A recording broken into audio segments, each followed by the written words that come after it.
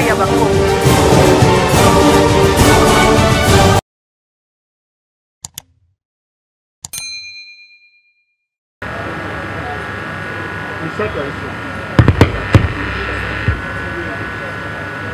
Isaka Eso Shadrach alias Djene. Non, non. Isaka Eso Shadrach alias Djene Ismail.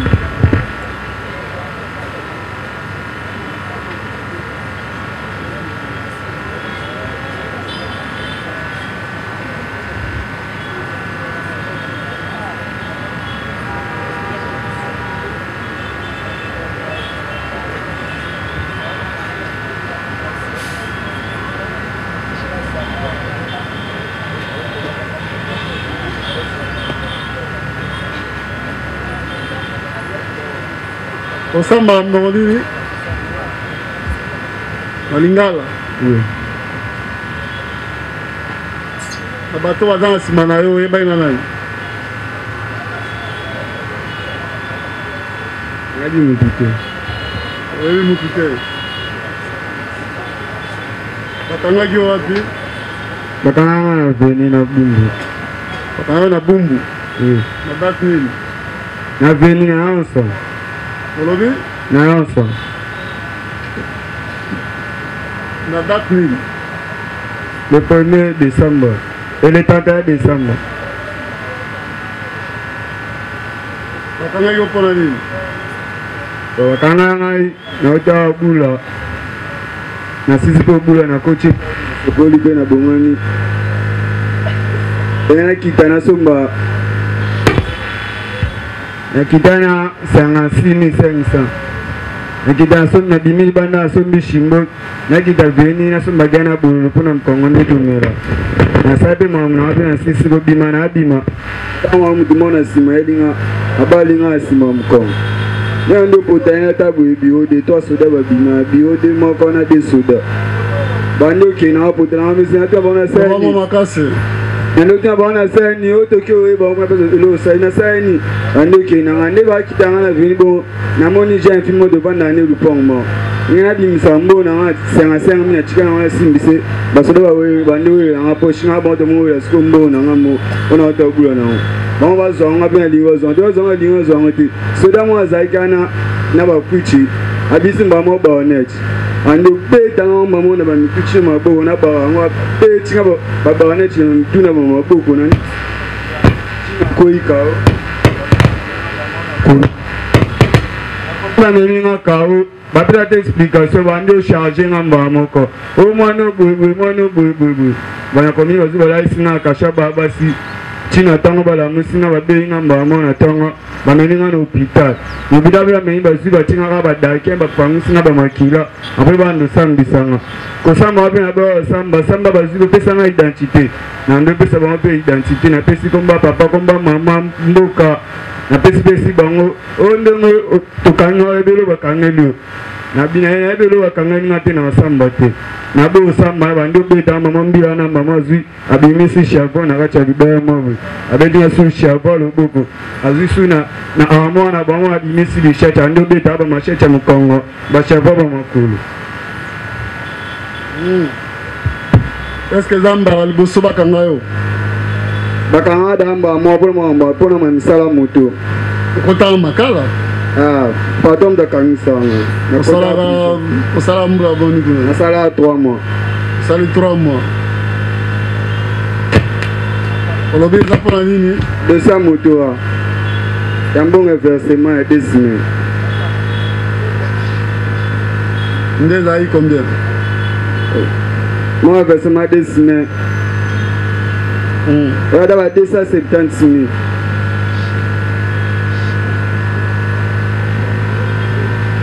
Mais ndemba ka ministère public aye na yo ate. Awa ministère public aye na yo pona kozangisa bana Kinshasa kimia. Bitumba na ba machete, kobotola, koyiba, kozokisa yo moko kutu bapota ebele na nzoto. Na ya kala na ya sika. Yokana no mso ezomona na kala mtu ya sika donc bitumba ya kuluna yo nde liboso bato bakozonga na ndako na bango na retard te baza na insécurité kobanga nde ministère public akangi amemi yo liboso na ye liboso ya tribunal olobi nini na makambo wana nga bunda kuluna te nga na chauffeur ya moto bakangeli nga dan elo ekangisi nga ndongo na nga nde nga boyi bango bazwa kowela nga na bango ndenge bamobeta nyonso omona bapota boye basoda mo basala yanga boye babaonete siko bapota ya kala ezaka basoda pota ya kala eza te nyonso ezali tozomona bapota bomwana tozomona yoka apart bapota ya sika tozomona bapota tozomona mpe batatouage ebele bapota ebele tombola na balusa makolo nyonso etonda na tatouage eza signe ya nini oyo eza nini fleur nini bafeaka tubiki oyo ya koto eza nini carte ya nini nde obeti carte na makolo tombola libumu na yo tombola mpenza wapela bapota na libumu wana eza ya kala yango tombola bapota yango wana mosusu yango aluka kotasi bapota mpe ezali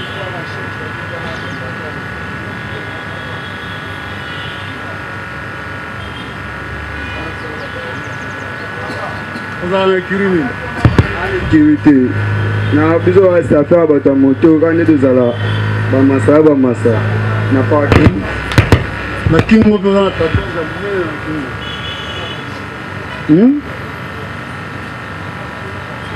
ozangisaka bato kimia mpo na nini nazangisaka motu kimia te nabota mpe lowa motu te nazokisa mpe motu te nayibe lowa motu te ntango bakangaki yo bakutaki elo bakutaka apart bongo bakutaki yo na nini elo bakuti na bamashete te bakutaki bino te mozobunda bitumba bakulu bakanganga moko nasombi shimboki nasombi na gane nasibomela gane akobimanga na abima ata mama biodemba wana toza bayeni ba 20h le 31 bazala soda mwa bakuchi soda mwa azalaka bakuchi nde mutu abeti yanga bu mais est ce que kozala kuluna eza malamu tenga aza kuna tenga na chauffeur yo chauffeur ya moto toyoki yo mais kozala kuluna mpona kokataka bato eza malamu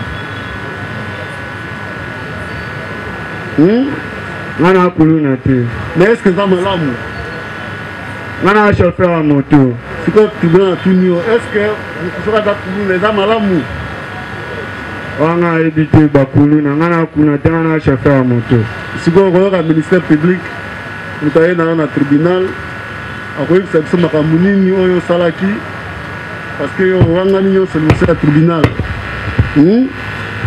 organe de la loi vous avez la parole pour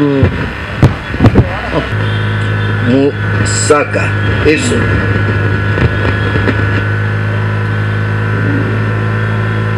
okoyebisa tribunal mpona nini oza na bapota ebele bonelo eloko nini ekomelaki yo mpo okoma na bapota bo discussion tosala na basoda mpo banga babotolanga mbona nga azaya na pushe moko bazaya na azaya badin abimisi baonecha ndo betabetanga na motu basi bakanga yo bakanga mpona makambo ya moto mpona makambo ya moto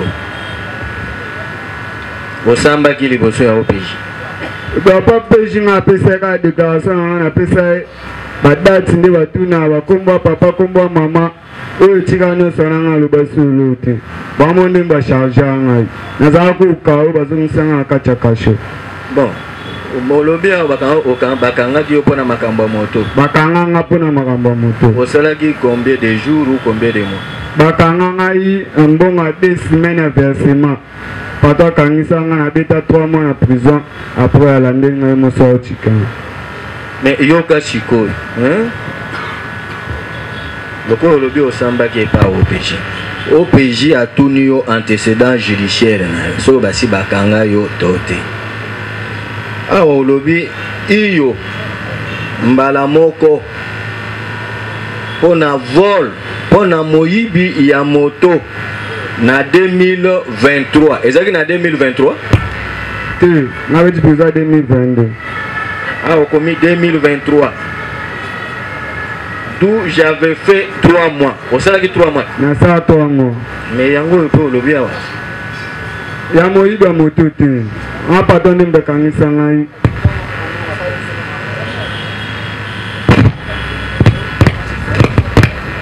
bakangaki yo maboko pamba to na machete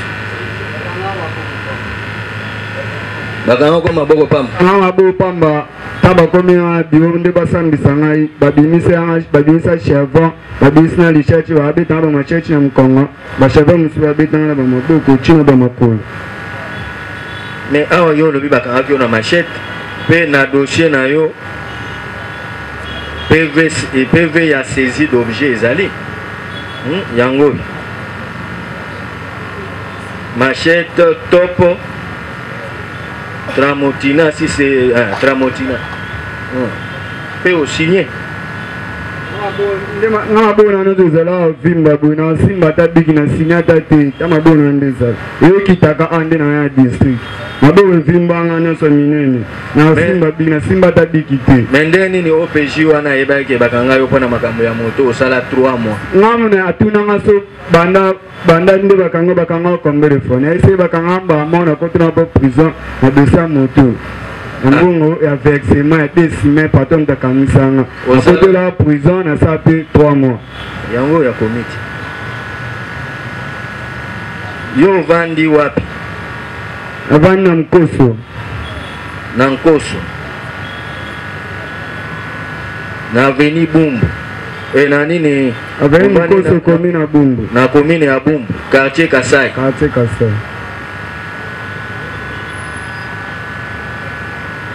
mais eza na moto afundaki yo nga mutu afunda nga te nasambi mpe na mutu te mutu mpe teke afunda ngai ande nga basodana nde babotola mbona nde babetanga la goni baye basharge nga akomi ti bango basali bomamu na bango nga azala la goni oyo atuna ata bandeko oyo bamona nga nde baya na nga na komi na Bumbu naya kao ala goni moto afundi oyo eza ntimba Judith mwana mwasi na ebe te aya te na moto tika ata ene ezalaka bakangi mutu plena fundi omo na ye bofana ne bwaloba mutu te nga asamba nga moko si baya na nga mutu pa tika obima te ke nasala bu ata ni double si na bote mutu aya te mutu azala te mwana mwasi wana alobi babotolaki ye biloko na ye ntango akomi na sayo ntango akomi na sayo nde akwei na maboko ya ben civique oyo babotolaki ye biloko mais yo ntango sambi olobi boy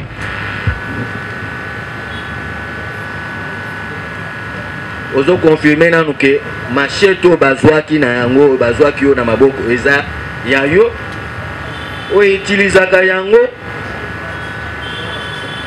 rôle na yango eza ke oyo utilizaka yango mpona kozokisa mutu soki alingi apusa na pembeni na yo to akanga yo olobi ke oza na ekiri oyo babengi gouvernement tinel ezalaka na sayo mais mwana mwasi wana pe alobi ke ntango akomi nde na sayo nde akutani na bino boboteli ye biloko na ye nyonso na kobotola ye biloko ya ye nyonso wana nde omoni bayaki kokanga oyo na population oyo eza population nde asali yo population te basoda kulumba basoda kumba nde basalanga boye basoda kulumba population te yande basoda nde ono songo eza babayonete basoda babetanga wana mitu ntina bawana na maboko baya na nga la goni na wacha komi basamisa lobi na ntongo mpe basamisaka te na samba bazala déclaration na nga na pesi komba mama komba papa province nde ezalaka oyo makambo nyonso etikala nga aloba solo te. Oh, mais au province, donc au monsieur Folobe, le côté bon, il y a eu des bakangayo, au point à Makambo Yamoto, au salaire 3 mois, ce qui ont le bagage local de soute. Wanangane mnabisa tuna bakanga combien de fois. Na ese bakanga moko mambo moto pato kangisa nga na côté la ngo prison ça 3 mois. Pour mbonga versement des semaines. On a ebisa yango. Merci beaucoup, monsieur le président. Monsieur le président, honorable membre de la composition. Vous avez en face de vous un bandit urbain, irrédoutable. Il sème la désolation, la terreur au niveau des Sayo avec son écurie dénommé gouvernement Tinel.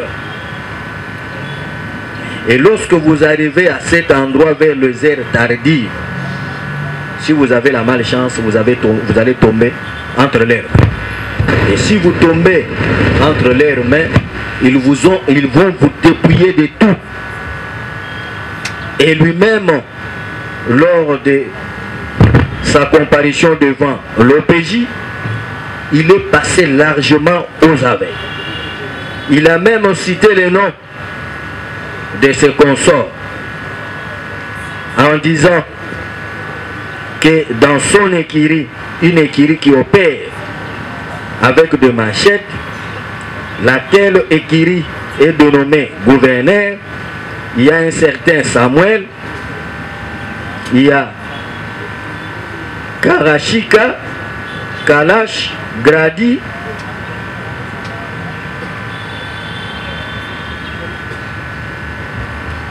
il y a Nathan, Étienne alias Flori, il y a Godet alias Calif. Et ils ont l'habitude aussi de se livrer à des bagarres en public. Et lui-même a eu à le dire que nous bagarrons avec le Kiri City Gen, Chafas 315. Basso, nous la gagne. Donc, ils ont l'habitude de se livrer à des bagarres publiques. Monsieur le Président, c'est un véritable bandit urbain. Et lui-même a eu à le confirmer au travers de ses déclarations devant l'OPJ. Et là, vous avez le procès verbal de saisie d'objet parce qu'il a été arrêté avec une machette top Tramontina qu'il a l'habitude d'utiliser lorsqu'il s'apprête pour commettre ses forfaits. Et cette machette, il a l'habitude, et cette machette, il recourt à ça pour blesser tout celui qui va oser l'arrêter. Nous avons dit, monsieur le président. Vous avez la machette, machette, on les a. La machette, on n'a pas commis une infraction. Pourquoi voulez-vous charger? Comme je le disais dans le début, c'est l'opération Ndobo. On doit satisfaire, on doit arrêter ça et là. Comme ce sont de jeunes gens qui ne sont pas allés à l'école, qui ne savent même pas, ils peuvent se tatouer comment. Mais le fait d'avoir le tatouage ne fait pas du prévenir réellement criminel. Parce que nous savons qu'ils sont dans des cours commis. Pour eux, c'est un jeu. Ils peuvent se tatouer comme ils veulent. Monsieur le Président, étant que parti prévenu, comme le ministère public instruit à charge et à décharge, il va décharger notre client. Il n'a rien fait. Il a été victime parce qu'il n'a pas voulu que son argent parte avec la police. J'ai dit. Merci, maître.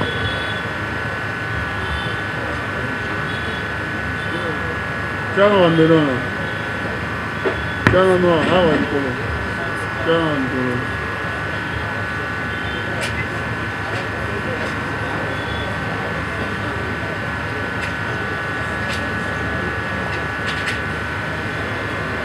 Pour l'expérience, na Lombango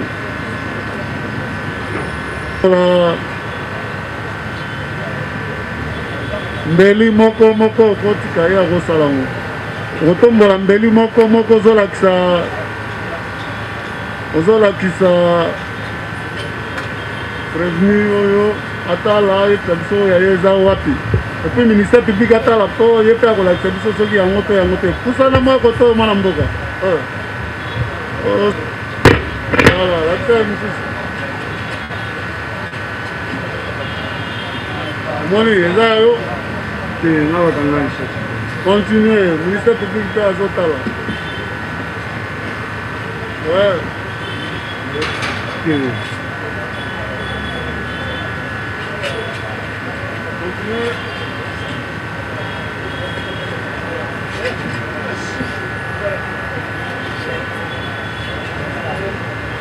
moko bakomi bakombo ye kombola eza Moussaka Chadra Keso alias Jene Ize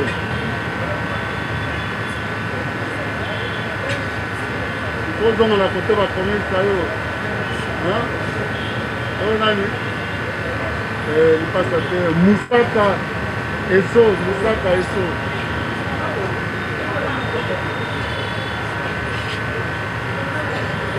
Singola komona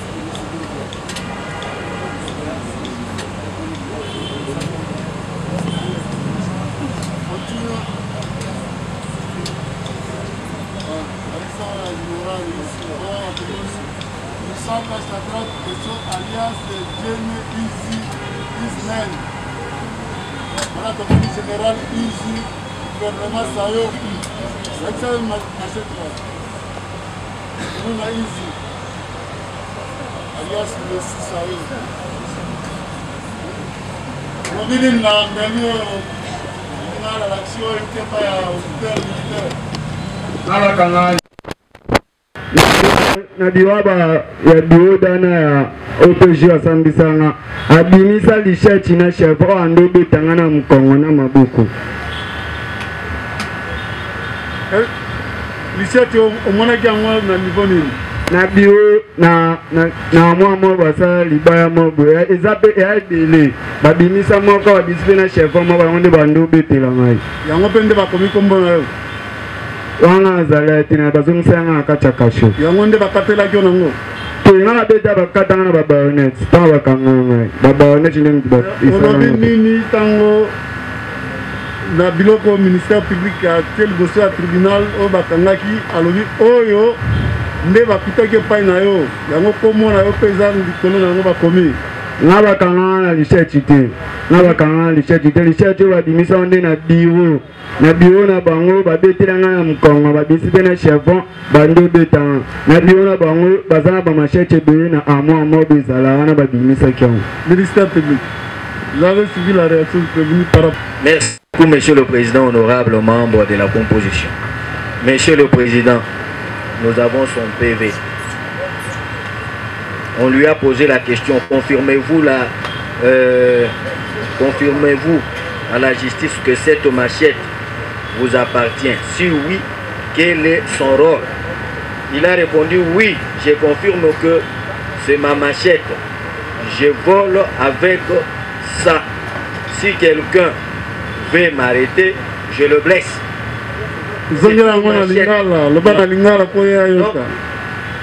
Batunaki yo mutuna epai ya OPJ. Batuni yo soko zo confirmer que machette oyo eza ya yo. Soki eza ya yo, rolo nango ezaka nini? Olobi eza machette na ngai na yibaka na yango. Pe rolo nango eza ke soki mutu alinyaka ngai na zokisi ye na yango. Pe bapesi yo basali PV ya saisie d'objet. Pe o signé yango moni bakomaki Général Easy gouvernement Sayo. Ouais. Olandi. Mangana sana donga lobata bongo bete na samba pe bongo te. Siko samba gini. Na samba bata dose pa lichette te. Nicolas lichette to samba gini. Na samba mama machette pe bakanga lichette te. Lichette demande na bureau ya basoda ba bimisa onde pe bapete langa onde na mamkongo tina mamakolo na ba chebo ba bimisa. Na samba te ke bakanga na lichette na samba bongo bete. Na samba na dose lichette te. Il y a autre chose? On peut passer à notre prévenu.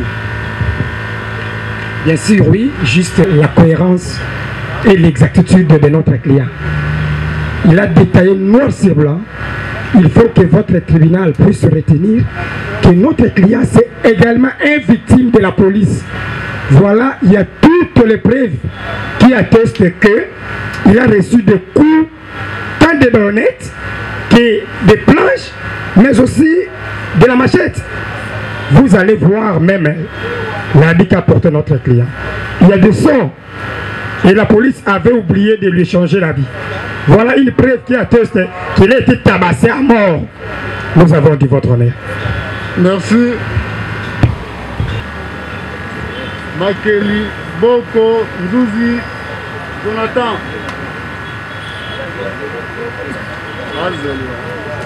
Les femmes d'après.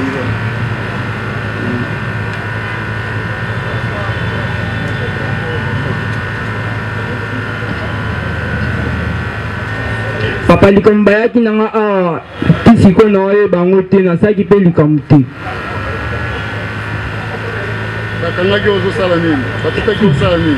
Bakutanga na to lamuka na bima pe na somba eloko na somba savon na ko sokola bilamba ya mama nanga pesa ngai. Sokola mama na bilamba. Ba mama iso ya veni kaka ba pa ya ba kope ba coup de main. Ah. Siko ba ebiso ke peksa me ko sikola mama bilamba ne bakangi yo. Te bayaki bakuti na boutique na somba savon. Ya moto akana na veni komo na echi. Basengi mbongo wana ya savon. Te basengi ngai te. Siko bakangelo ni. Bakanga nga balobi lipasa yaka tokende koto okeyo kalikam oyo babazo bengelo na society. Bakomona musu lipasa? Lipasa na lipasa. Voilà, ndembeli moko ezaki ya lipasa. Nani police d'audience? Police d'audience. Nani wana azotambusa police d'audience? Police d'audience na Lombangu.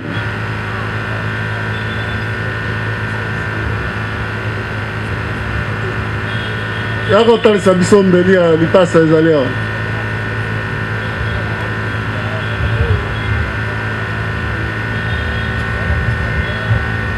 Toke na wambeli wana bakomi moko lipasa banda ko lifandisa ngo. Wana bakomi easy toke yo tia kaka wambeli wana. Ozolakisa biso tia. Continuez.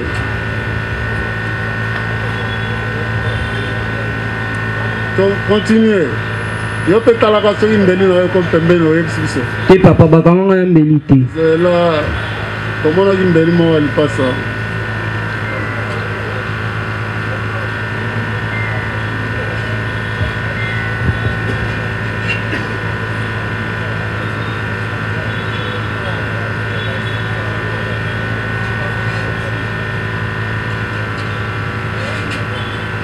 Ça.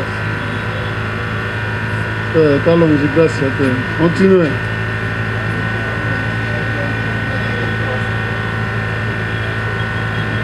Voilà, combiner.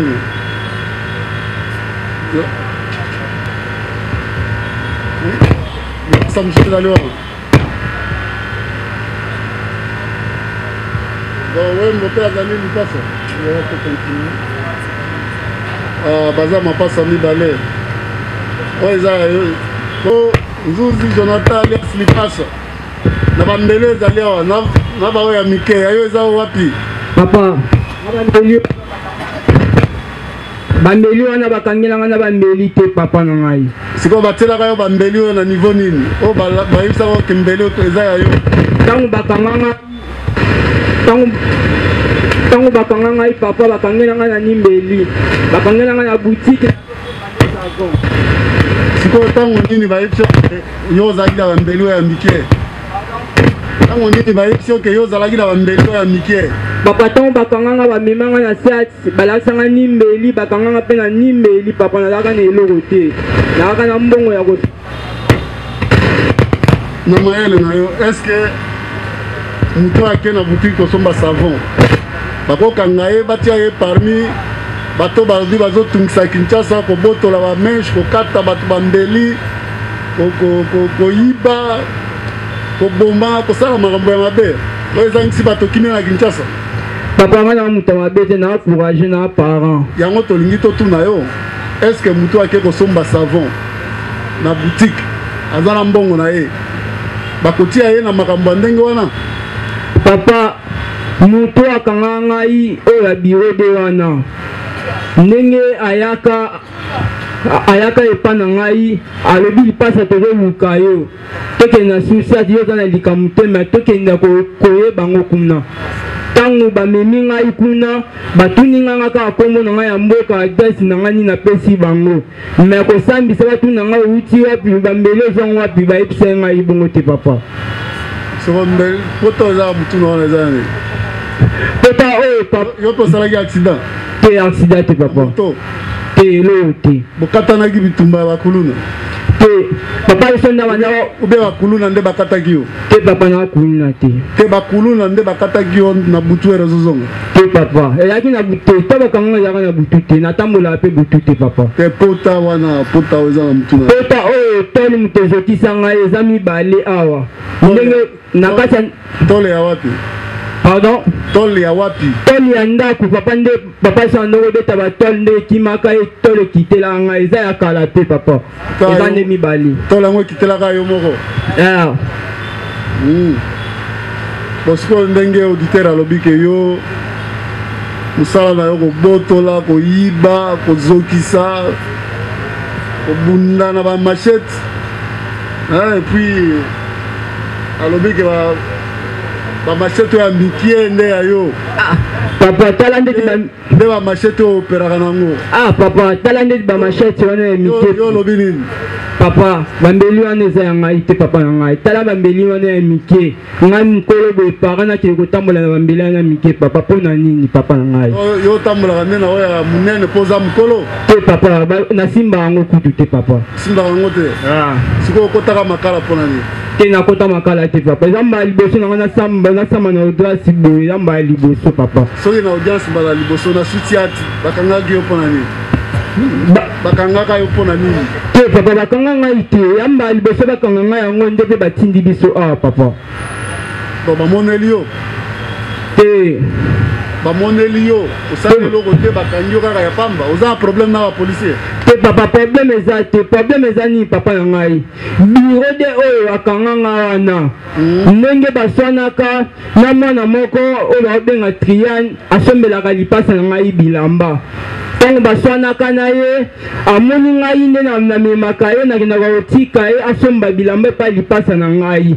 ndenge aza kanda ya peti wana ndenge abambango epa na ngai me nayebi eloko na ye te papa. Soko jour bakangaki yo apart bamaseto bambeli ya mike bakutaki na eloko nini mosusu? Papa bakutanga na eloko te ni mbeli ni nini bakanganga na kaka bonde naza bongo. Bamonaki wana batatouage na pota nde bakangi yo be ezalaki nini? Te papa eloko te. Bato verifie na soki batatouage yango ezali baluka kotasi.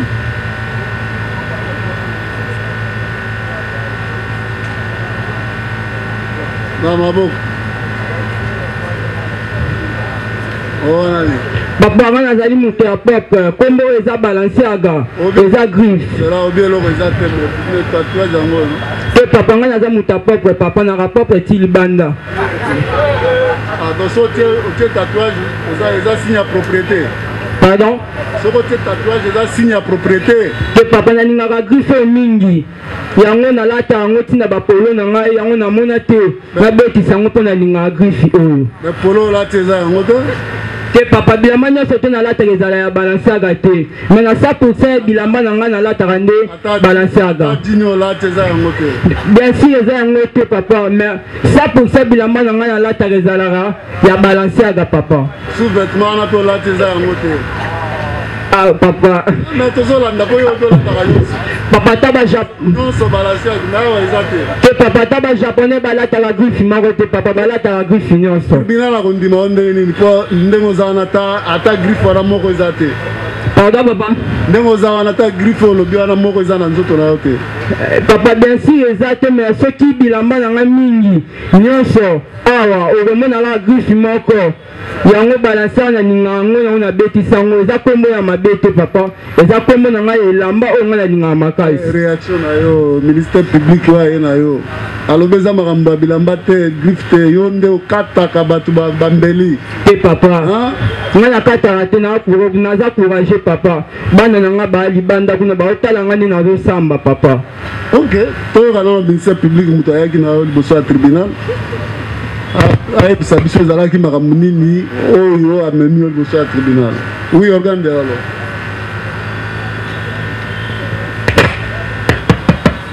Merci beaucoup, Monsieur le Président, pour la parole que vous nous accordez. Prévenir Jonathan.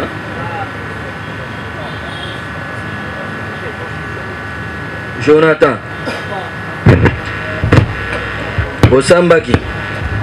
Nasisa nasamba te me batuna ngai mbula na ngai aveni na ngai nde napesa bango mbala moko batenga babikende kuna nasisa tovanda. Oyebi Trian. Nayebi otanga ye awa. Otanga ye oyebi ye. Nayebi ye asombelaka ndeko na ngai bilamba mpo ndeko na ngai aza libanda mpe kuna atekaka bilamba. Soki moto azoluka elamba nde namemaka ye mpa ndeko na ngai asombe elamba alongoli mwa eloko apesi ngai. Na bato bazawa baluka na tala bangoni tala tikuna na kwa est-ce eza na moto oyo oyebi wana kasi wana papa nayebi kaka mwana ya vei na biso kaka moko peti nanga Joël ndenge aza nde nayebi oka esili. Joël ne kombo na ye Joël. Joël papa. Monsieur le Président, si avec votre permission nous pouvons avoir Joël. Joël mon quartier.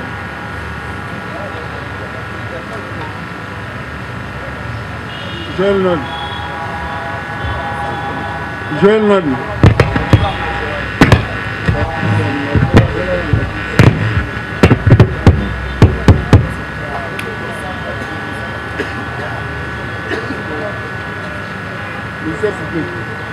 Lui va intervenir quand on aura... là, il intervient comme prévenu, comme... Non, comme prévenu.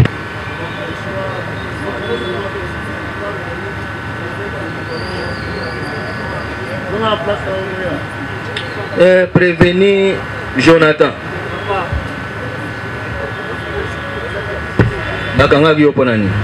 ngai bakanga likambo bakangela ngai papa na yebaki te oyo likambo bakangela ngai ti siko mpe na oyebango te papa.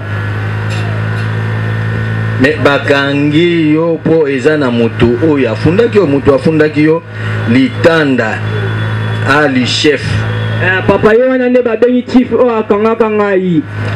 Aza soda te papa me atambolaka na basoda ndenge akanga ngai ndenge baswanaka na leki na ngai wana oyo nakendaka kolakisa ya somba bilamba epa lipasa na ngai.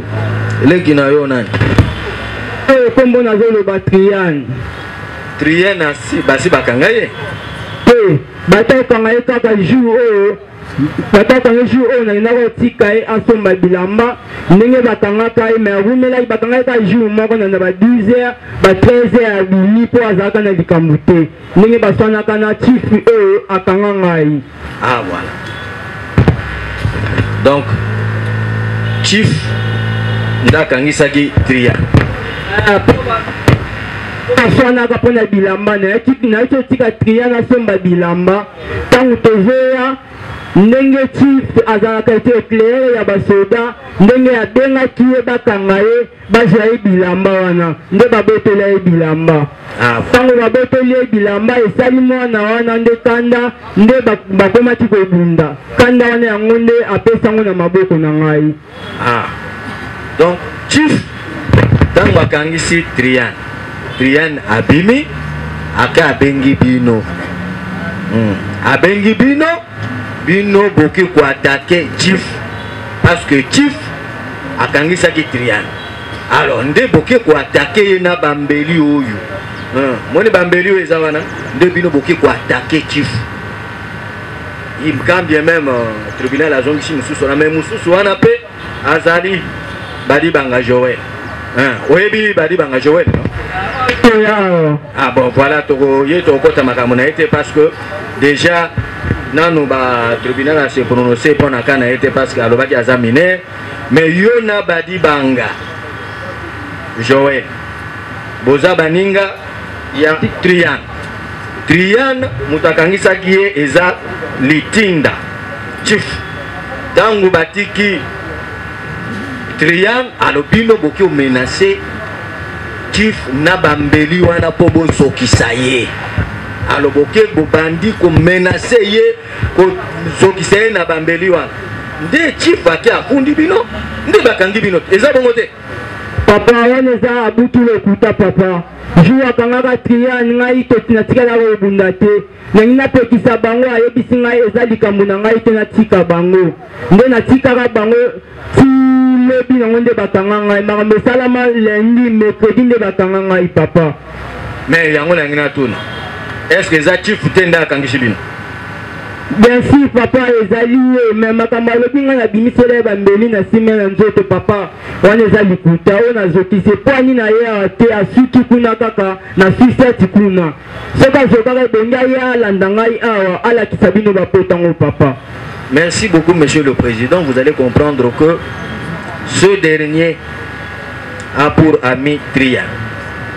Et ce Trian a été arrêté parce que Chief l'avait accusé.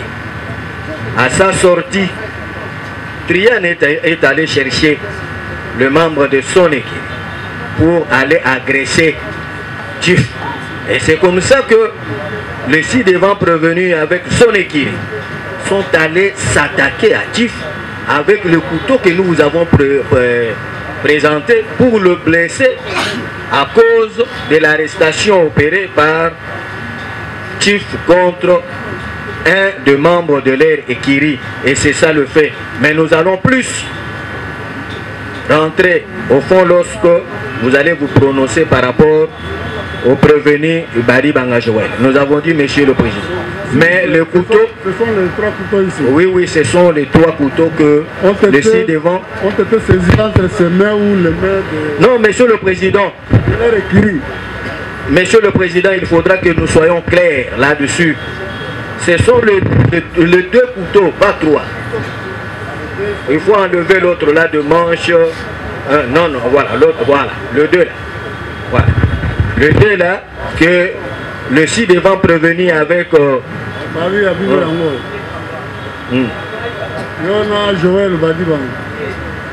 Ok, pour votre tout bâti.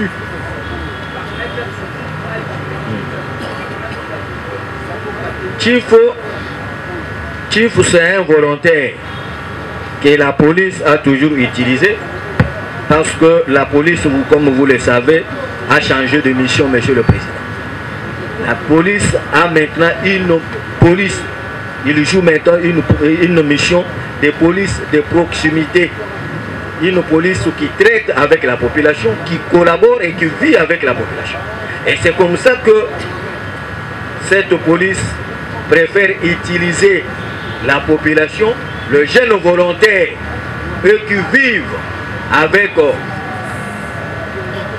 le jeune appelé bandit urbain, pour que la police arrive à mettre la main facilement sur ce dernier.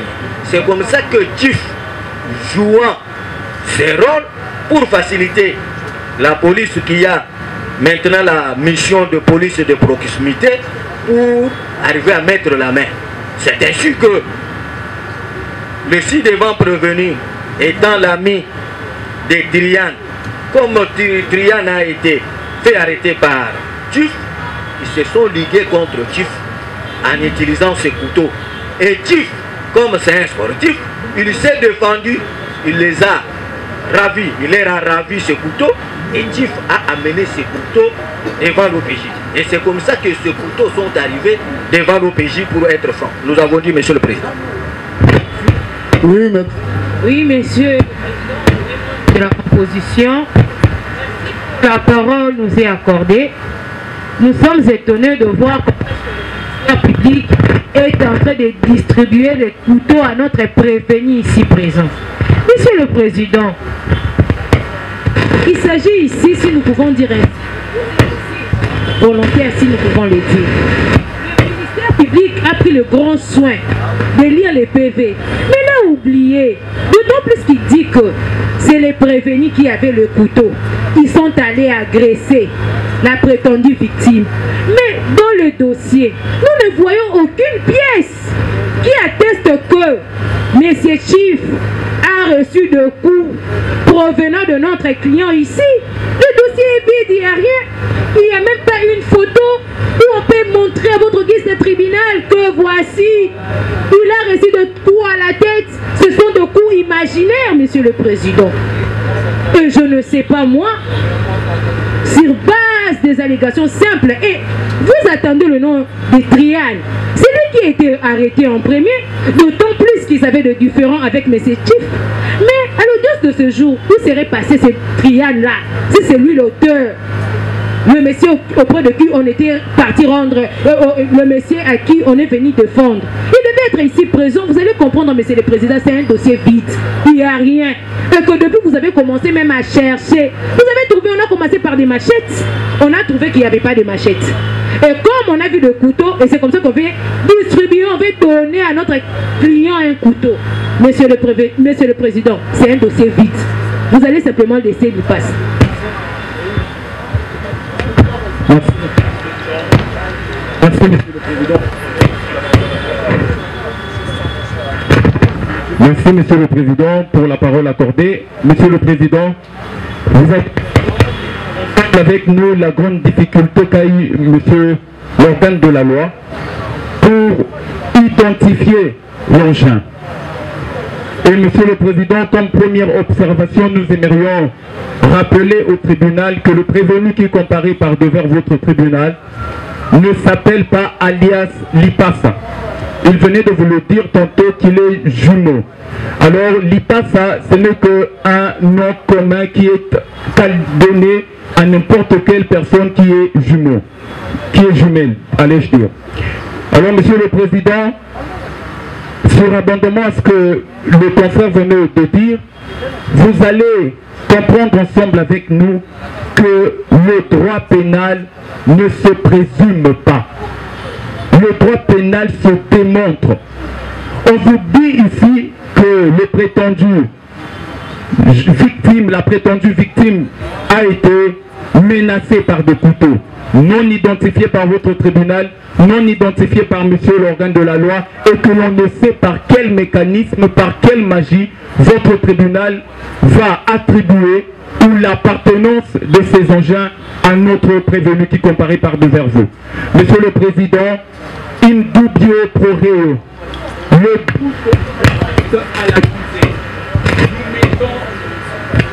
nous mettons, Monsieur le Président, à défi, Monsieur l'organe de la loi, de prouver que le prétendu, le prévenu qui comparait par votre tribunal est bel et bien la personne qui avait menacé Monsieur Chief avec des couteaux que vous aviez du mal à identifier et que ce dernier, Monsieur le Président, serait blessé ou comment. Nous avons dit.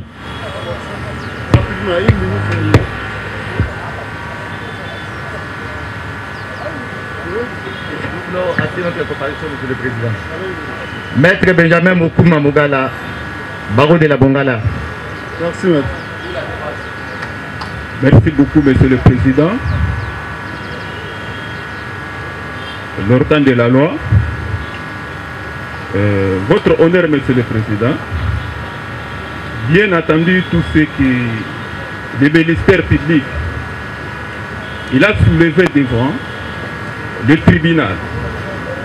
Alors que, Monsieur le Président, en droit, Monsieur le Président, on nous dit, donne-nous les faits et on vous donne des droits. Mais j'ai compris dans les dossiers et les PV qui viennent au niveau de l'OPJ. Et le ministère public, il a lu les PV qui viennent de l'OPJ. Parce que le ministère public, le rôle du ministère public, c'est pour chercher l'infraction, Monsieur le Président. C'est l'avocat de la société. Mais dans les dossiers sous examen, Monsieur le Président, il n'y a pas même ce qu'on appelle un fait bénin pour qu'on puisse classer les dossiers sans suite. Non, nous disons non, Monsieur le Président. En cela, il y a les indices que vous voulez soulever devant notre client. Il y a des boutons, il y a des machettes par-ci par-là. Mais nous disons ceci. Le nom commun, il s'appelle Matadi Boki. Alors,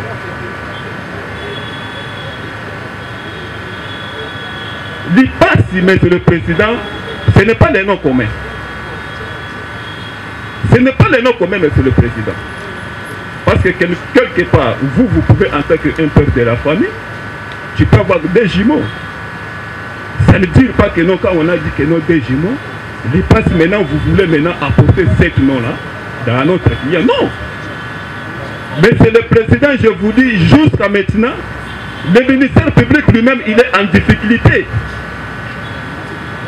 Il est toujours en difficulté, Monsieur le Président. Pourquoi nous disons en difficulté, Monsieur le Président? Concluez, maître.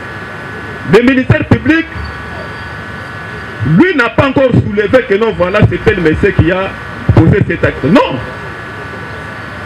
À cela, nous demandons dans votre tribunal, quand vous allez se retirer de dire les droits, mais en cela, il n'y a pas même le fait. Nous sommes en train de... On n'est même pas là où vous êtes. Hein? Oui. Nous sommes en train d'instruire par rapport aux faits. Laissez le droit, le temps viendra où le tribunal vous accordera la parole pour donner vos moyens de droit. Votre honneur, Monsieur le Président, et j'ai dit, je vous remercie. Nous passons à un autre prévenu. Tout à fait, Monsieur le Président, d'accord.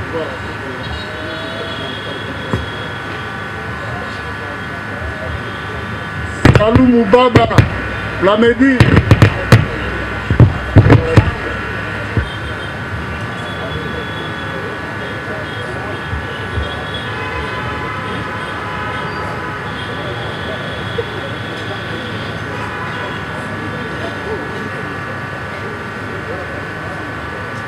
Tellement on entend la main. kombo na mobimba nango eza nini ezala we Plamedi Salum Baba mbala liboso sala boloko mbala liboso na akangamaki ata na susiate moko ya kasabuga bakanga yo te nano te oyo mbala liboso oyo mbala liboso bakangaki yo wapi bakanganga na correct na wapi na correct bakanganga le 15 décembre ngai nasomba nanga bacembo oyo kufa nabongisaka bacembo so nasombi nabongisi na teki ezali dimanche natemi nakwa namoni basoda baye bakangi ngai babenganga na jip ya peme bamemanga pire kaka dimanche wana bamemanga pire basambiselanga pete babombi ngai ti janvier le 7 bayosambisa ngai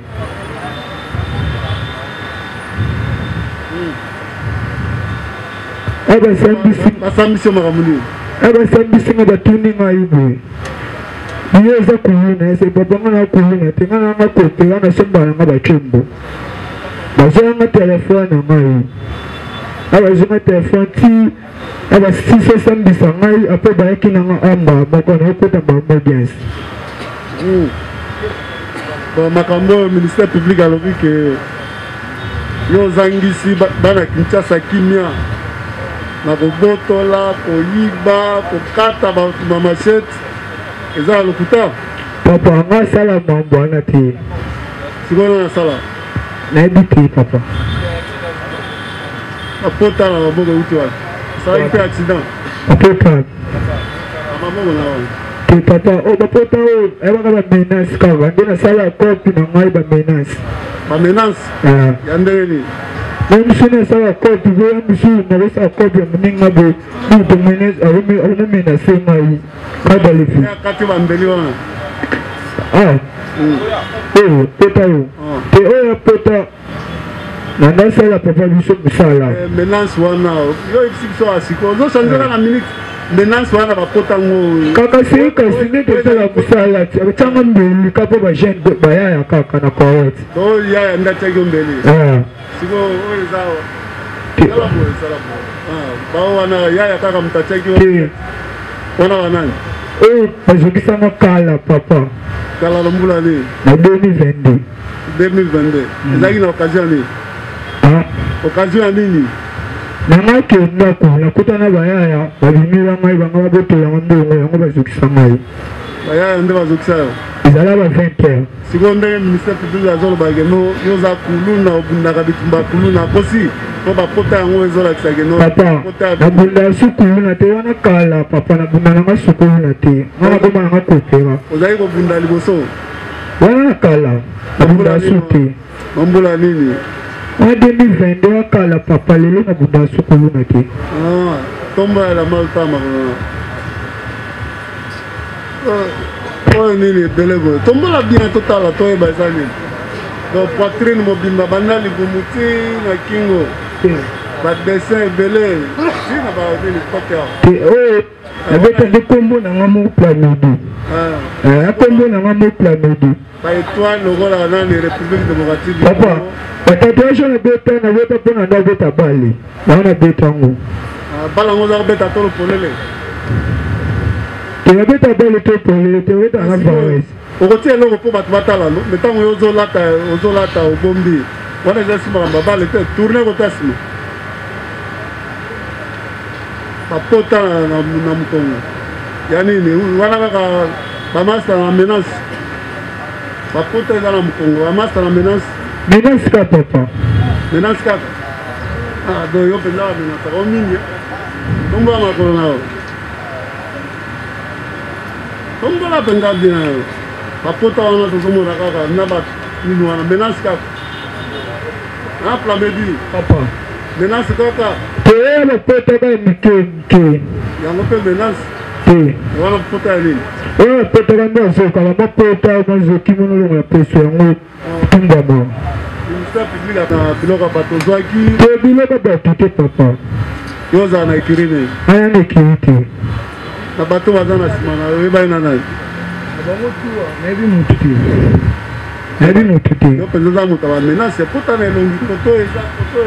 Papa, oh kala, papa na ngai.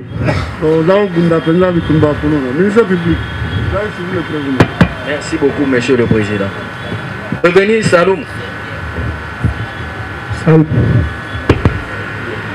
Oyebi Kobo. Kobo na ma Saloum Plamedi. Oyebi Kobo. Nani? Kobo. Kobo. Kobo. Kobo. Kobo na na yebi ote. Mas azalaka masala ngai me akufa le akala. Masala ngai be akufa. Donc oyebi ye. Na yebi me akufa na ye. Ana sama bele. Akufa kala. Akufa. Oyo tangi ya opani. Baloba na ngai kasala ba masa oyo zana ye. Parce na moni mut na zana za te. Tona yetangele masala ngai da akufa na ye. Ah do tangi mais o tangi comme chef ya ekiri na yote. O tangi Kobo nde aza chef ya ekiri na biso. Papa. Donc ndengo tanga kiwana okosite. Papa. Et puis azama salanga tozala ni place moko wana na kala. Kombo na mukoba da kufa na 2023 o akufa na ye. Asa kufa. Nde tango bozaki wana bozo papa na machete ti na loboko nde omone nde sala loboko no. Nde ozwaki ti machete wana. Papa machete ba minasa ngai. Lelo na kuna libende na mweza libende na longola ngona. Yo kaka menace bazo menacer yo zo sa eloko te. Papa ba menace ngai papa batu ba ebele yo moko bunda na bango. Siko ba menace kaka yo pona nini? Soki tolandi hypothèse na yo. Kaka yo nde ba menace pona nini? Et puis kaka yo nde bazo kata ba machete pona nini? Papa na ngai eba menace muto eba ko bino pe bele de na ngamoko eba betanga nde betanga pendant machete filele. Zela na ma machete ezali nyoso ezaki mbala moko mukolo moko mbala to yango trouver na zotuna kaka yo mikolo nyonso pona nini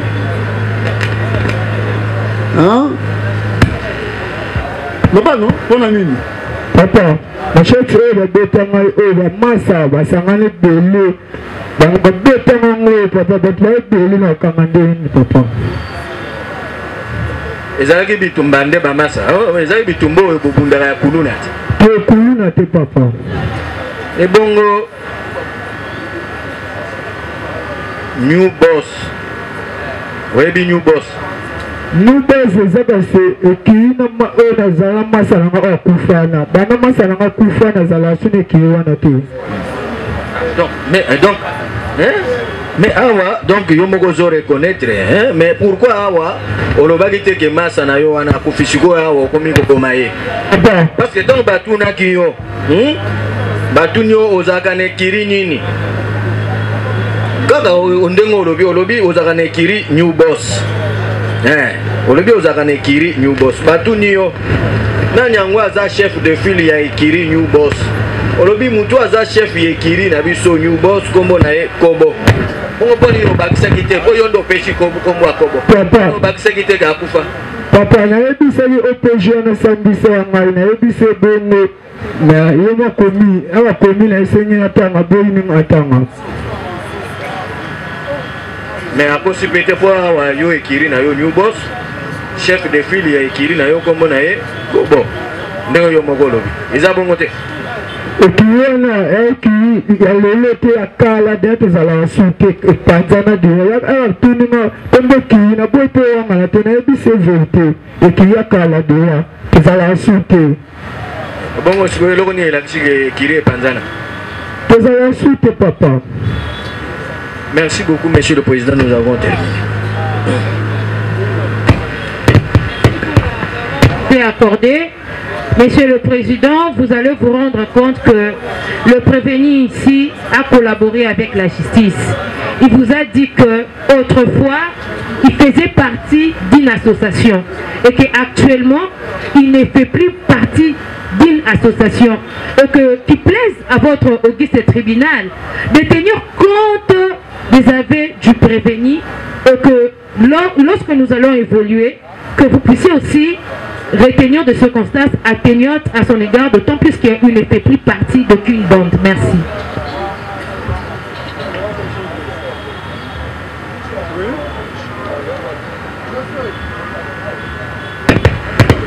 Merci beaucoup, Monsieur le Président. Je pense que le confrère, il vient de dire tout à l'heure.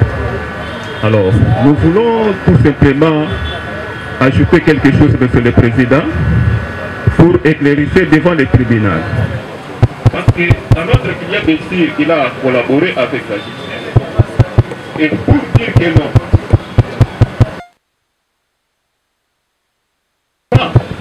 il a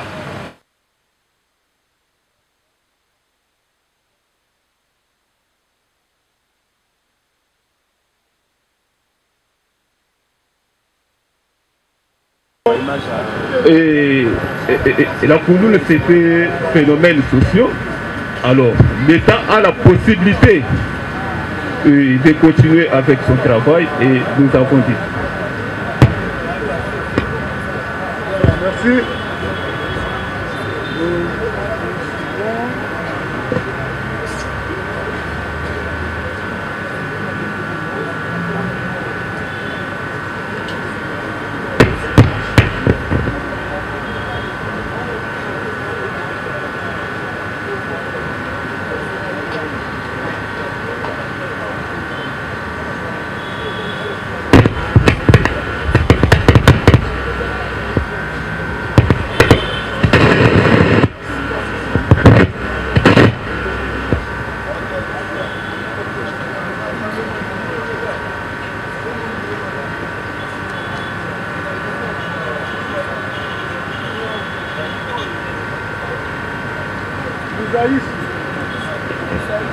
Luzaisu.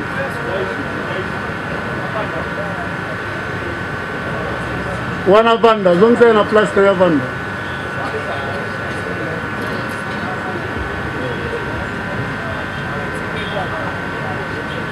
Pesa kombo na mbanango. Luzaisu njuzi Christian.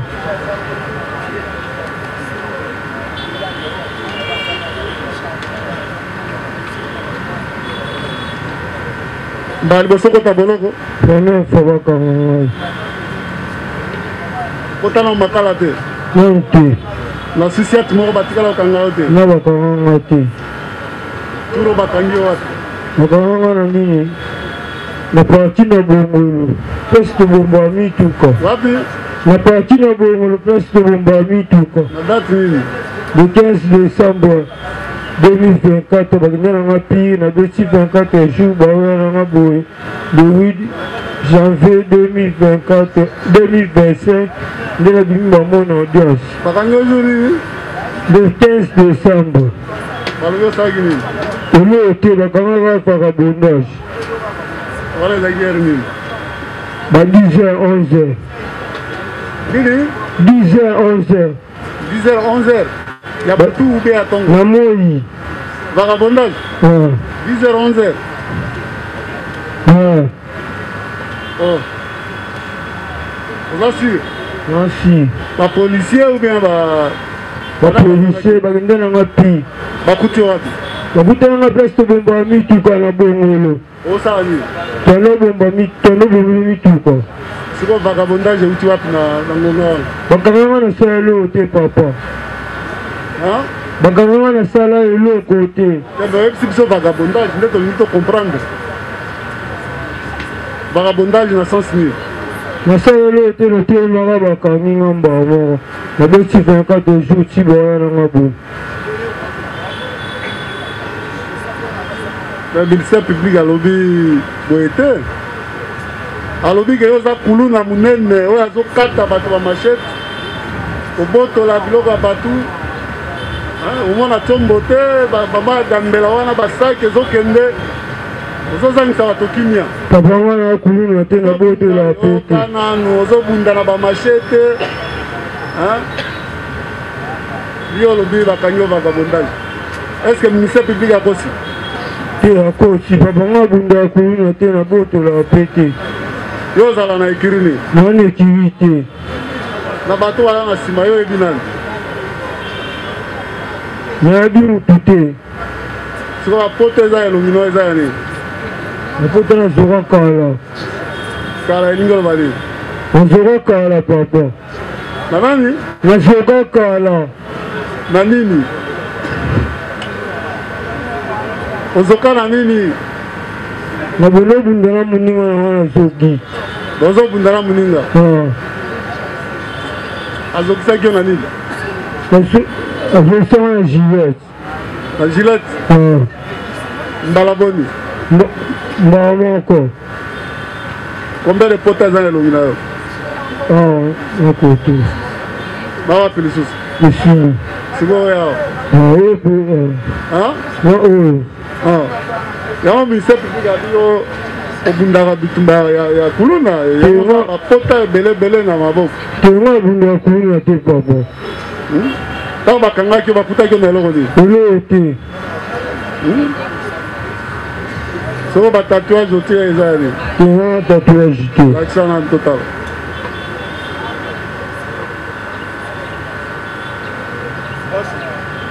tombola bien ti likolo baluka kotea nsima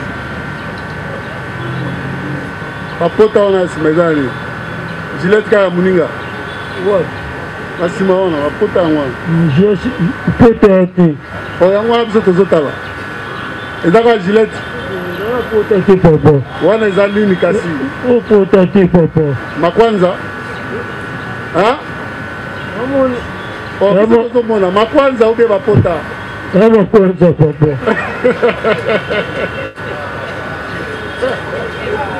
lakisa makolola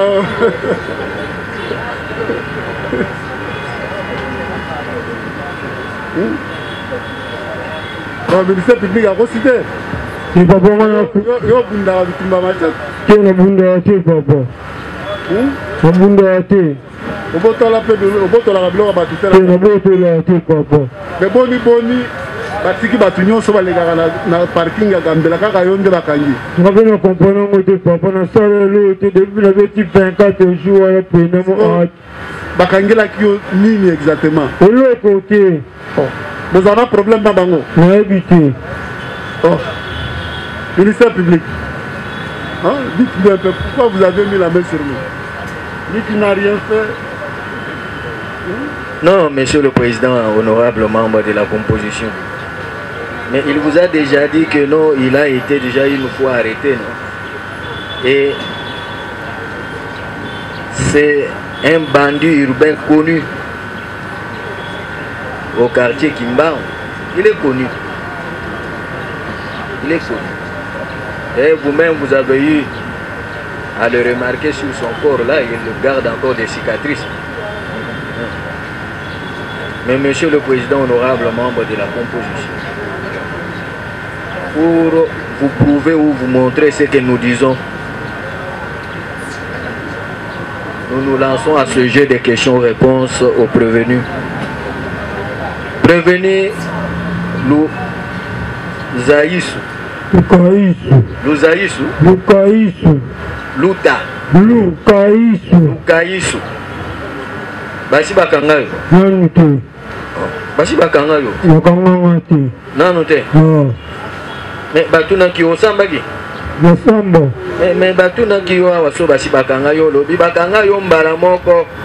Osali inane na prison ya Makala. Nanu te papa. Wana bitumba. Nanu te. Osinyaki PV no. Osinyaki. Oyebi ekiri ce pays Kimbao. Nayebi bango te. Oyebi bango te. Oyebi ebe. Nayebi te. Me batuna ki omutuna awa soki ozaka na ekiri ya kuluna nini. Yo lobi nga naza na ekiri oyo babengi na kombo ya CPI ya Kimbangu eza na Kalamu. Papa ngana ekiri te papa. Batuni yo pe opesa bakombo ya bamembre ya ekiri Kalamu. Olobi chef ya ekiri wana kombo ne ebe avandi na Kimbangu azalaka na 13e rue. Opesi lisusu kombo ya Pakebo. Webi Pakebo? Olobi ye Pakebo pa avandi na Kimbangu aza na 4e rue. Olobi lisusu. Ça c'est quoi? Opesi kombo ya Farine Ye avandi na 15e mairie na Kimbang. Yo avandi na Kimbang. Na commune ya Bumbu na feni Gana Keti. Mais opesi ba kombo ya opesi pe mususu kombo na China Rambo. Ye avandi soki na SDF. Donc SDF sans domicile fixe na domicilité. Opesi kombo ya JM. Ye avandi pe na Kimbang. Ezomo avandi na 13e mairie azana Kimbang. Papa makambo ya komela ngana yebi yango te papa. Ba komela kio.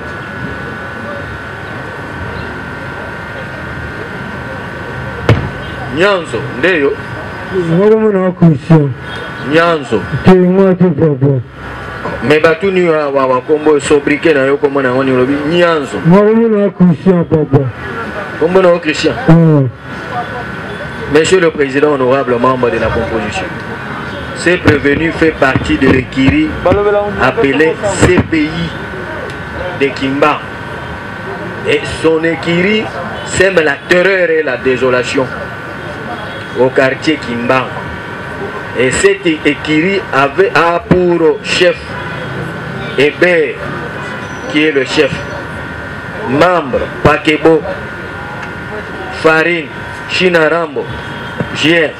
Et ce dernier, il n'est pas à son premier forfait. Il a été déjà arrêté et détenu à la prison centrale de Makala pour coups de blessures. Et c'est la raison pour laquelle, Monsieur le Président, vous avez remarqué que dans son corps là, il porte des tatouages, pas des tatouages, mais des cicatrices de blé. Donc c'est un bandit urbain reconnu dans le quartier ou au quartier Kimbango. Et lui-même a reconnu qu'il fait partie de l'Ekiri CPI de Kimbango. Nous avons dit, Monsieur le Président. Oui, Monsieur le Président, honoré membre de la composition, merci pour la parole nous est accordée. Monsieur le Président, vous venez de remarquer que le ministère public a même du mal à nous démontrer ou à nous dire quel est l'effet qu'il reproche à notre client. Nous ne savons pas, on lui reproche de quoi. Tout à l'heure, il venait de nous dire que non, voilà, c'est un criminel urbain, si c'est là qu'il a des plaies. Mais vous avez vous-même, vous avez demandé au prévenu de pouvoir soulever son polo. Est-ce que vous avez même vu des cicatrices? Et nous comprenons que ce sont des dossiers vides où on arrête les gens comme ça. Et comme c'est l'opération Ndobo, on doit faire de son mieux pour charger le prévenu. Il n'a commis aucun fait. Il n'y a rien du tout. On ne sait pas si on lui reproche de quoi. Je crois que le confrère peut ajouter un mot. Merci, votre honneur, Monsieur le Président. Ici, vous avez compris que le ministère public a toujours eu du mal. Nous ne sommes pas ici pour les faire des cadeaux. Nous sommes dans une audience publique. Quelqu'un qui habite sur Galaketi, je suis un véritable natif de Bumbu, né, grandi, marié à Bumbu. Quelqu'un qui habite Bumbu, mais ici par devers vous, le ministère public parle de Kimbang. Dieu merci qu'à ce jour j'habite Kimbang. Sur l'avenue Bambini, je prends tous les risques possibles.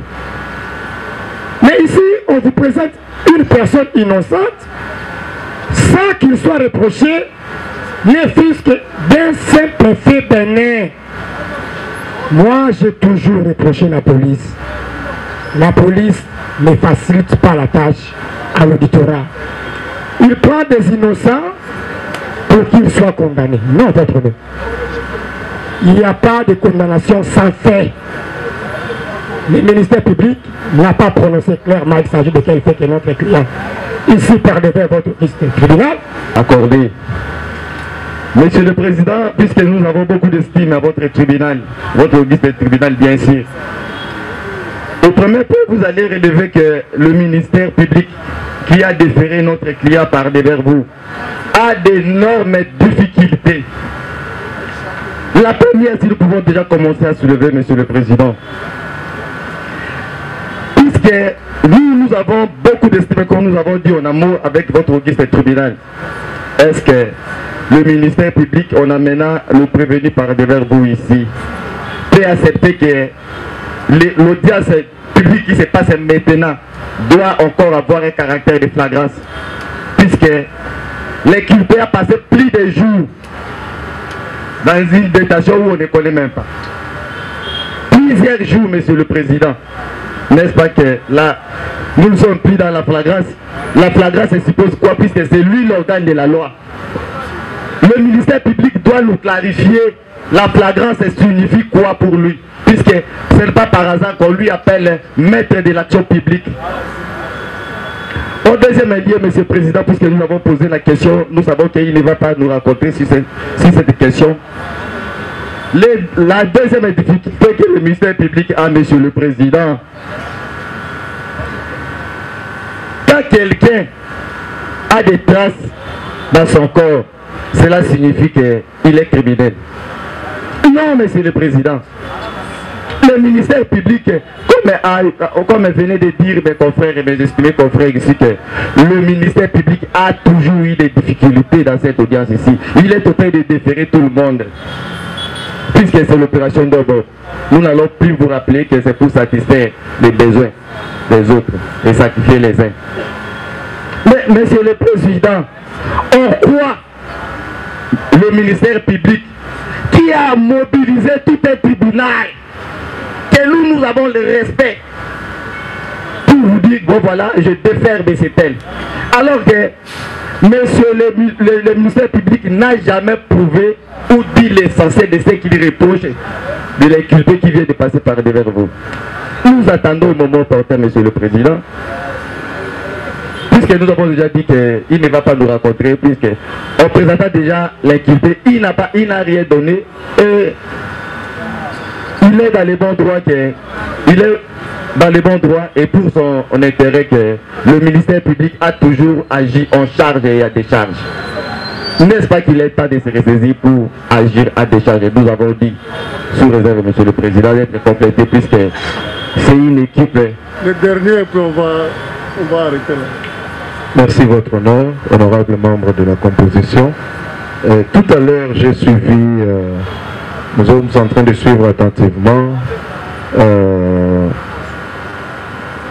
les accusations du ministère public au sujet de Loutaïoussou. Je pense que le ministère public, ce n'est pas ce que je pense, mais c'est ce qui est. Tout à l'heure, a évolué pour dire que voilà, Loutaïoussou c'est un bandit de renom, il sème la terreur. Mais votre honneur, notre souci, et votre souci d'ailleurs, est de savoir concrètement ce que Loutaïoussou a eu à faire. Dire que c'est un bandit de renom, tout le monde, on peut le dire à tout le monde. Mais qu'est-ce que Loutaïoussou a fait? On l'a traîné ici devant vous. Au-delà même du délai de la détention, le confrère venait de le dire tout à l'heure. On l'a traîné jusqu'ici. Mais qu'est-ce qu'il a fait concrètement? On l'a reproché de se retrouver dans une bande où Loutaïoussou ne reconnaît aucune personne faisant partie de cette bande. On a établi des chefs, on a fait tout ce qu'on a eu à faire. Mais votre honneur, Loutaïoussou a eu à s'exprimer lui-même devant vous. Il a parlé. Vous lui avez posé des questions. Quel intérêt il aura à pouvoir dire de mensonges devant votre tribunal? Alors, votre honneur, vous avez constaté que le ministère public éprouve jusque-là des difficultés de pouvoir établir réellement les vrais faits en ce qui concerne Loutaïoussou. Parce que les vrais faits sont tels que Loutaïoussou n'a rien à voir avec tout ce qui est en train de se passer en ce lieu. Voilà, nous avons dit. Oui, rapidement, Orlando. Merci beaucoup, Monsieur le Président. Nous prenons seulement la partie, la dernière partie en chitant de la partie prévenue. Parce que nous n'aimons pas ce qu'on puisse nous provoquer. Monsieur le Président, honorable membre de la composition, on a dit que le ministère public a présenté le ci-devant prévenu au-delà du temps. Mais c'était une question d'ordre procédural. Et ça devait être soulevé avant même qu'on entre au fond. Et le tribunal, d'entrée de jeu au début de ce procès, le tribunal avait demandé à toute le parti que s'il y a des préalables, il n'y avait pas de préalables. C'est pour nous dire que même la partie prévenue était d'accord. De la démarche effectuée par le ministère public par rapport à la saisine. Et la saisine qui consistait à présenter les ci-devant prévenus en matière de flagrance, en évoquant même là. Mais attendre au fond pour évoquer, c'est sans objet. Parce que nous sommes déjà au fond. Et il faudra connaître et savoir que les ci-devant prévenus ont été arrêtés dans le temps voisin de la commission de l'infraction. Et vous-même, vous connaissez la définition du temps voisin. C'est le temps le plus long. Voilà. C'est le temps le plus long. Monsieur le Président, honorable membre de la composition, nous avons encore entendu de l'autre côté de la barre, nos amis dire que les ci-devant prévenus ne savaient même pas pourquoi il est traîné devant la justice. Mais Monsieur le Président, lorsque déjà ces derniers donnent la composition de la bande dont lui-même fait partie, mais là nous sommes déjà dans l'infraction d'association de malfaiteurs qui est consommée dès qu'il y a l'organisation de la bande. Mais lui là, il lui dit comment est-ce que sa bande est composée. Le chef c'est Hébert, il y a deux membres. Et c'est pour commettre les infractions. Et on lui pose la question. Là maintenant on va aller pour que la partie prévenue puisse nous comprendre. On lui pose la question parce que l'association de malfaiteurs est organisée pour commettre ou perpétrer des infractions. Et ici les infractions, ce sont les infractions du genre de Kounouna. Voilà. Les infractions qui consistent à blesser. Et c'est comme ça que lui-même vous a dit qu'il a eu à se retrouver déjà une fois à la prison centrale de Makala pour cause de blessure. Et lorsqu'on lui pose la question cherchant à savoir, reconnaissez-vous que ce comportement consiste en l'infraction de terrorisme, association de malfaiteurs? Il dit oui, je le reconnais. Et à la fin, avez-vous autre chose à déclarer? Je demande pardon aux autorités. Mais pourquoi il demande pardon si lui ne se reprochait de rien? Si lui là n'extorquait pas, n'administrait pas de coups et blessures sur la population, pourquoi il a demandé pardon? Pourquoi lui-même a jugé son comportement de mauvais? Et pour ça il a demandé pardon. Et il fait partie de l'écurie communément appelée CPI de Kimba. Et cette écurie-là a pour mission de commettre les infractions. Mais ça déjà, vous avez l'infraction de l'association de malfaiteurs. Et lui-même a demandé pardon pour ça. Est-ce qu'il faudra que le ministère public puisse encore vous expliquer en loin et en large?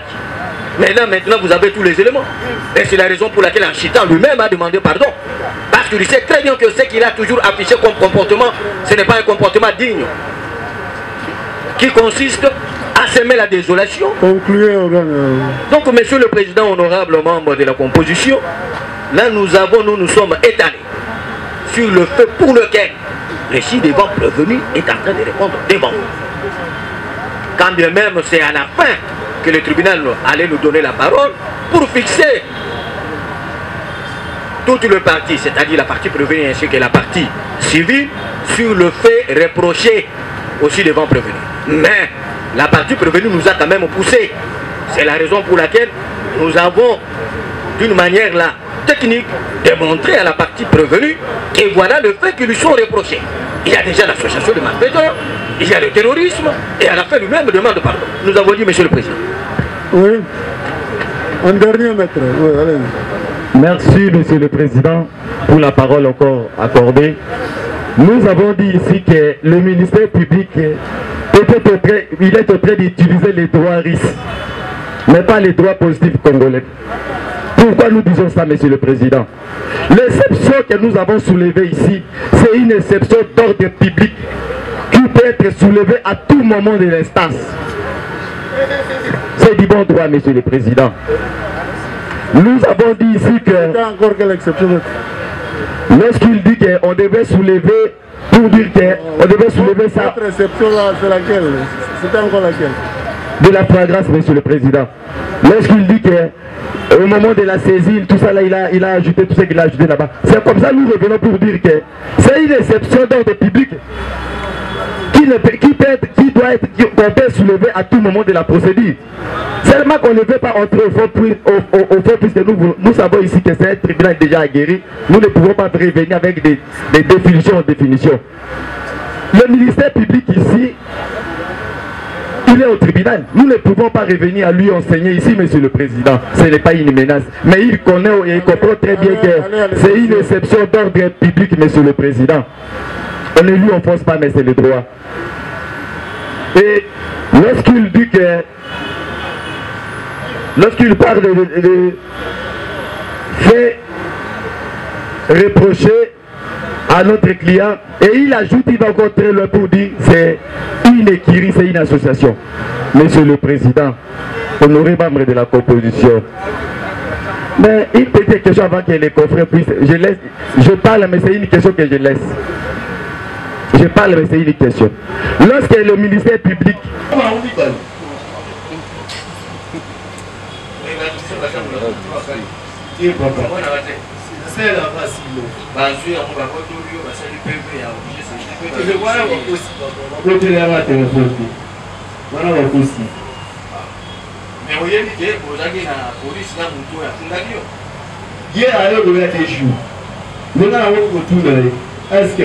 makambo oyo esalago mona elobelanga oyetemaza tika kombuye ngai oyo ebiye bon namonaki ke moye nakoma kosala nde bachange na parole kisalaki te yango mona tikaki ye makambo na ye mpo yakokangama na baopeshe eza barelation na ye ngai nazanga relation papa nanga aza na mungu te mama nanga aza na mungu te nango oluka teke makambo oyo ya likama oyo ekokwelanga oyo fami nango kokokata kolandela motu ekosimbaki papa nalukaka makambo te nakutaka te nakata spoka pe nakoma bango mokobengaka oyo maréchal yani yango mokutu ponga tu mokutu ke tozalaka maréchal ponga naza maréchal ya batane ekirini oyo ngai otambola na bato bakeki oyo ponga bengaka maréchal pe eza pere tia opebisa ngai ata okota bakokilo nanga baomonanga do disip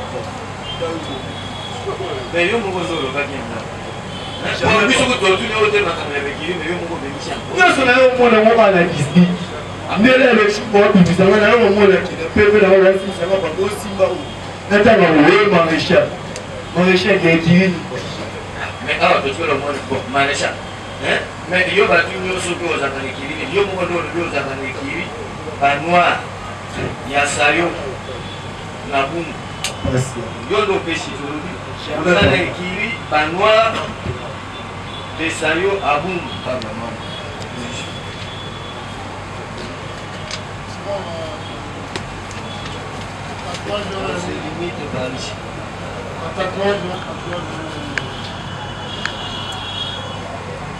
papa tatouage na ngai eza mpe teke eza ke na bamere nanga kosala sport elite na ekole technique na bumbu na évolution nde napeta nanga batatouage ezoteke mpona signe mo bando otala nyonso mongona te dobote kombo oyo bango babanda kobengela ngai eza te loyo bango babengela kombo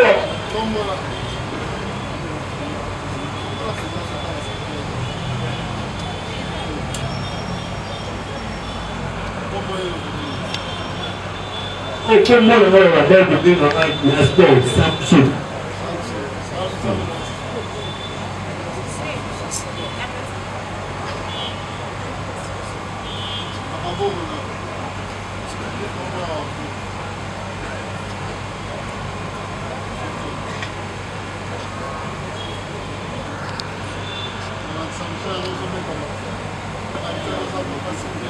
Jamais pas faire. Na bana we bashi bana wa kitati.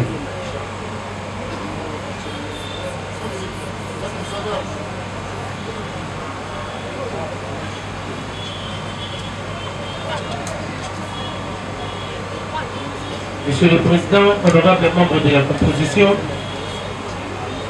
je pense que nous pouvons cette fois-ci essayer de faire les choses d'une autre manière. Je pense que la victime ici, elle existe.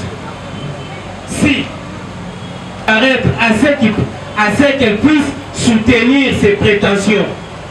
Pourquoi? C'est parce que nous estimons que dans la plupart des PV qui sont ici, le ministère public se contente toujours de l'instruction qui a été faite par les OPJ verbalisants. Donc, pour permettre à ce que le tribunal puisse faire son travail, nous estimons que faire comparaître la victime Matondo ici, ça sera une bonne chose. J'aimerais encore son adresse est... Ça se trouve dans le PV. Oui. Et nous voulons aussi vous faire comprendre qu'aujourd'hui, toujours dans le cadre de ce procès, nous estimons que toute personne qui s'est fait tatouer devient automatiquement un criminel. Non, monsieur le président, c'est une observation. Ce n'est pas ce que le tribunal a dit. Nous retirons. Mais seulement, c'est une observation que nous sommes en train de faire. Je ne sais pas si le tribunal peut nous passer. Il va plus loin pour dire que il y a une réquisition. Bien sûr, mais le président du ministère public, il sait le pourquoi un OPJ verbalisant peut réquisitionner. C'est pour qu'il soit sûr de ce qu'il est en train de faire. Cela ne veut pas dire que lorsque la réquisition vient, ça va directement cristalliser les faits. Monsieur le Président, honorable membre de la composition, nous estimons que faire comparaître la victime ici, ça sera une bonne chose. Car cette victime existe. Comparaître ici, ils vont se confronter et la religion de votre tribunal sera bel et bien éclairée. C'est juste une observation que je veux. Je laisse la place à d'autres. Voir, si je peux dire ainsi, le prévenu. Je crois que votre auguste tribunal s'est rendu compte qu'il n'était pas en face d'un criminel. Monsieur le Président, c'est avec amertume, tant que partie de la défense, pour faire cette petite observation, si je peux dire, à l'égard des OPJ. Vous allez vous rendre compte que depuis qu'il y a cette opération Dobo, les OPJ savent maintenant la condition. Il y a certains dossiers qui ne peuvent même pas arriver devant votre liste tribunal. Mais simplement parce que nous sommes devant une opération Dobo où on a lancé un message qu'on doit le faire devant vous de Boumouna. Et c'est comme ça que vous allez voir, même si je me permets de me dire de faire Bénin, qui ne tient même pas, qui ne nécessite même pas que le prévenu soit gardé. Mais parce que nous sommes devant une opération, et c'est comme ça que nous sommes en train de recenser les gens. Et vous venez de suivre, Monsieur le Président, le prévenu vous dire qu'il s'agissait d'une bagarre. Et c'est comme ça qu'il est venu pour intervenir. Et déjà, vous allez remarquer, dans la ville province de Kinshasa, très souvent lorsqu'il y a de bagarres, les gens n'aiment plus venir. Parce qu'ils se disent que ça peut se retourner contre moi. Et c'est comme ça que des fois même qu'on est en train d'abattre quelqu'un, les gens s'enfuient, chacun prend sa route parce qu'ils se disent que non, je ne vais pas me mêler de ces affaires-là. Parce que je risque de devenir aussi suspect. Je risque de devenir criminel. Et c'est le sort qu'a subi notre client. Il vous dit que c'était 2 personnes qui se battaient. Entre autres, la partie prétendue victime, M. Matondo, qui se battait. Et c'est comme ça. Et donc, l'humain ne pouvait pas laisser passer. Il est venu intervenir. Suite à la fuite de l'auteur, c'est comme ça que M. Matondo va s'en prendre à lui. Et il va lui dire que non, comme tu l'as fait fuir, c'est toi qui vas payer les pots cassés. Tout à l'heure, le ministère public venait de vous dire que le prévenu ici a utilisé un tournevis qui est malheureusement devant votre liste tribunal. Nous ne voyons pas ce tournevis-là. Et nous nous posons des questions. Le ministère public est en train de charger uniquement de prévenir parce qu'il veut charger ou il doit démontrer devant votre liste tribunal que réellement le prévenu a commis le feu. Monsieur le Président, Je me laisse compléter chez le confrère. Merci, Monsieur le Président, pour la parole accordée. Monsieur le Président, votre honneur, nous ne cessons de rappeler à votre tribunal que le procès a un caractère pédagogique. Il y a des gens, Monsieur le Président, qui vous suivent. Il y a une population qui s'attend à ce que votre tribunal parvienne à déférer les personnes qui méritent à l'endroit qu'il faut. Monsieur le Président, le droit pénal, nous ne cesserons de réitérer cette pensée qu'il ne se présume pas. Ça se démontre.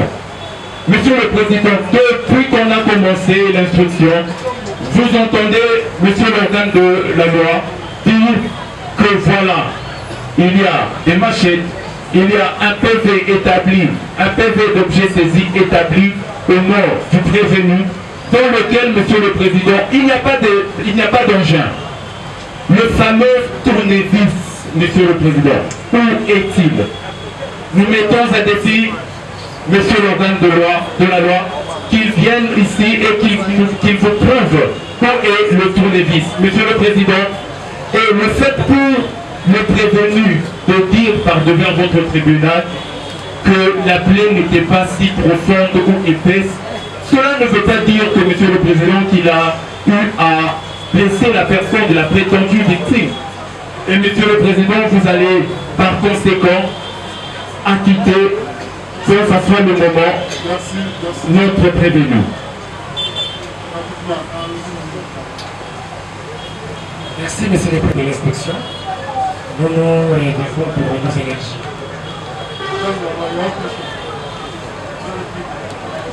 Monsieur le Président, nous pensons que l'engin, donc le président, demande de la partie, c'est bien en face.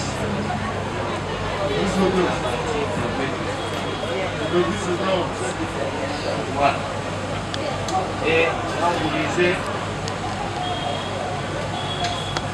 quand vous regardez le bus là, vous allez voir que se trouver la manche là, c'est l'œil. Tel que repris dans le PV de G6, un tournevis avec une manche rouge détachée lors de l'événement. Et c'est ça.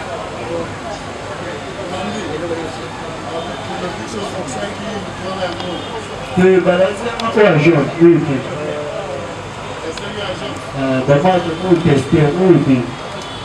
La voix est poussée. C'est un peu les affaires qui Monsieur le Président, sur le tournevis, il y a peu l'objet, le peu l'ouvrage et les pires et le plein de coupable. Parce que le sidérant prévenu a été clair. Il a été clair. Il a même dit que la plaie administrée à la victime pour lui, là, c'était une petite plaie. Il nous a parlé ici de la destruction du pare-brise et lui-même a accepté d'acheter pour le.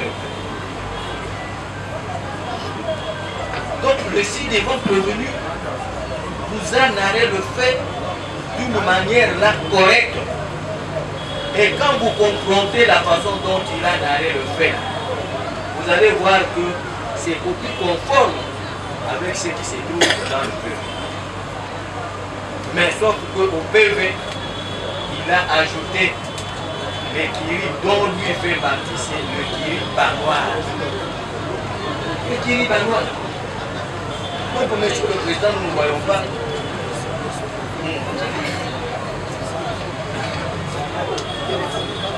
Et, Monsieur le Président,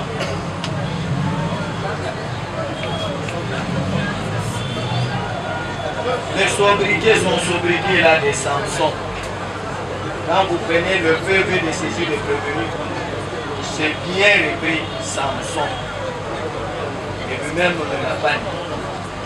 Mais avec votre permission, Monsieur le Président, est-ce que le ci-devant prévenu peut soulever la manche de son tricot du côté gauche, manche du tricot là, du côté gauche, si le prévenu peut soulever ça. Gauche, gauche. Manche. Gauche. Non, non, ça c'est droite. Gauche.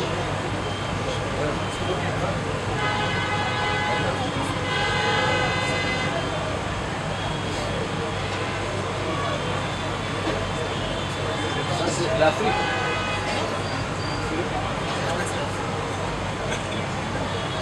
Donc, Monsieur le Président honorable membre de la Constitution, nous avons vu tout ce que nous n'avons pas dit dedans.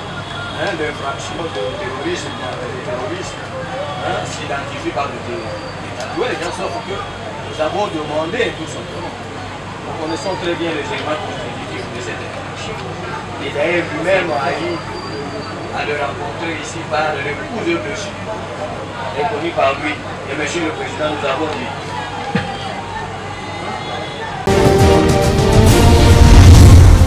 Congo Avenir. Mboka ya Bakongo.